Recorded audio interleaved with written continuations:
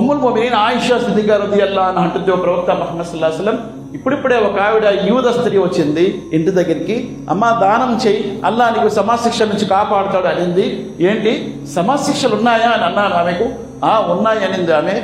ఇది నిజమేనా ఓ ప్రవక్త అని ఉమ్ముల్ ముమినీన్ ఆయిషా సిద్దికా ప్రవక్త సల్లల్లాహు అలైహి వసల్లం అడిగింది. ఆయిషా, ఖచ్చితంగా ఉంది సమాశిక్ష.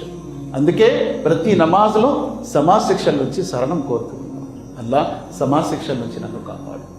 కానీ అక్కడ తవ్వితే మనకేం కనిపిస్తుందా? లేదు. ప్రవక్త మాట ఎంత ఖచ్చితమో నువ్వు తవ్వి చూడవలసిన అవసరం లేదు, అది ఖచ్చితంగా ఉంటుంది. ఎలాగైతే ఒక ఆవ గింజలో ఒక పెద్ద వృక్షం దాగి ఉందో అలాగే సమాధిలో కూడా శిక్ష ఉంది అనేది ఖచ్చితం ప్రవక్త సల్లల్లాహు అలైహి వసల్లం మాట. అన్నీ మనం చూసే నమ్మము, కొన్ని చూడకుండా కూడా నమ్ముతూ ఉంటాం. మా అమ్మ చెబుతుంది మీ నాన్నరా అంటే అవును నాన్న అంటాం, అంతేగాని నేను చూసే నమ్ముతానని ఎవడు అండు.